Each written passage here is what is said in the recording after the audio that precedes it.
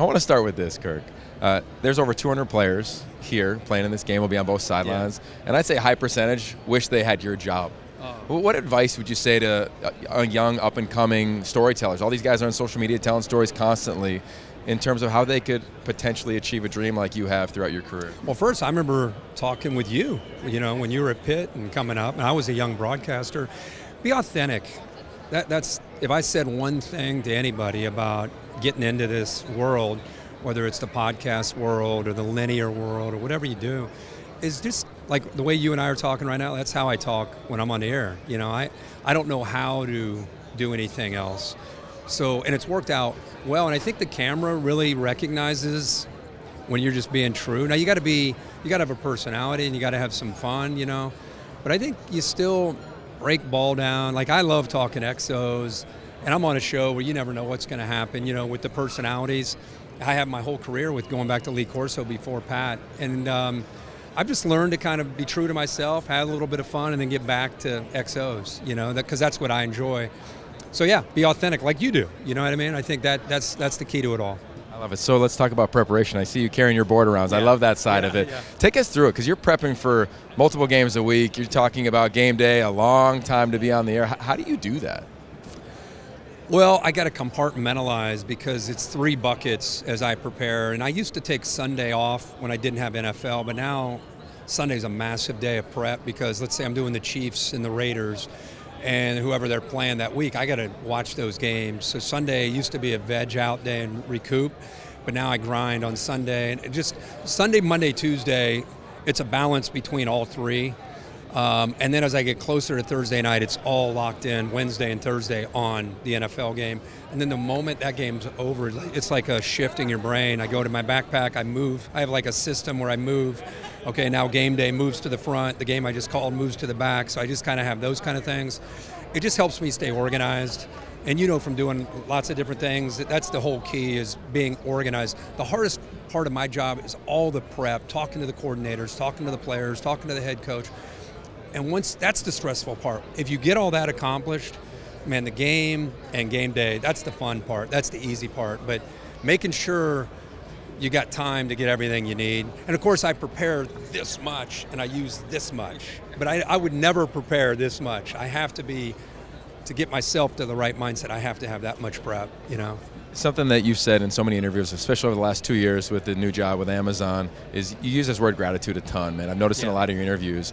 How have you really embodied that, and how have you seen it reflect in your day-to-day? Well, I'm a humble guy by nature. I'm an introvert guy.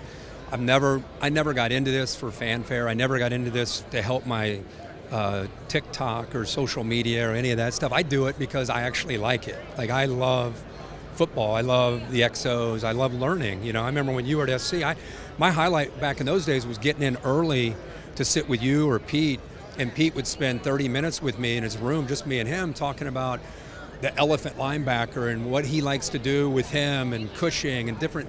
And I'm just sitting there like basically a glorified GA this entire time. That's what I am, whether it's Bill Belichick or Nick Saban or Pete Carroll or whoever I'm talking with. And I've never had a hard time I'm just a small piece of all this. I never make it about me. I never have, I never will.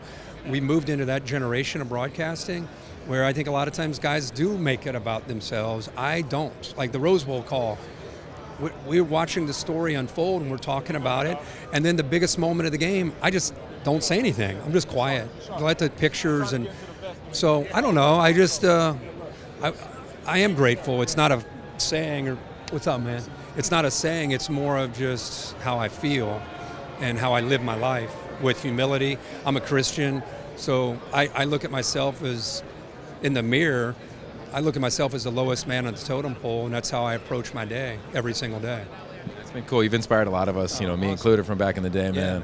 Yeah, man. When you look at this one real quick, what do you think when you look at the XO side of it? Because they're 2 dramatically different styles, head coach personalities. Where are you leaning into from a thesis walking into this game? Well, it's funny how few people watch Washington football because a lot of people watched them against Texas, and I cannot believe how much noise I heard about this guy 9 in purple. This guy, he can spin it. I tell you, he's accurate. It's like, like, it wasn't that game. He's been accurate since he was in Bloomington, like 5 years ago. And he's been on fire this entire year. Should have probably won the Heisman, you could say. I mean, so it wasn't the Texas game that made me go, I'll tell you what, we got something going on here. It's just, that's who he is. So if he has time, that's the whole story to me is, you know, Michigan's so creative. They do such a good job of disguising and showing their blitzes late.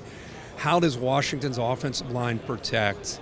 And if Michael Penix has his feet set, and Rome Odunze and Will Johnson will be a great matchup, but they have Polk, you know, and McMillan's healthy, and we'll see what's up with Dylan Johnson. There are just so many weapons, you can't take one guy away. So it's going to come down to the line and the protection on that side. And then quickly on the other side, can Washington match up physically? Thule's a great player in the inside there at 91, but the rest of them, they have their moments, but this will be a big challenge because Michigan shows so much pre-snap, then they move, they force you to communicate. We saw Alabama bust. Can Washington simplify and be aggressive and get McCarthy into 3rd and 7, 3rd and 8, instead of, on their terms, 3rd and 2, 3rd and 4. If it's like that, Michigan's going to move the ball a lot. Appreciate it, man. I appreciate it. 20 years ago, taking time for a little walk on at Pittman, and of course, thanks, man. bro. Congrats on all your success. You too, bro. Appreciate it. Good luck. All right, thanks, buddy. You got it, man.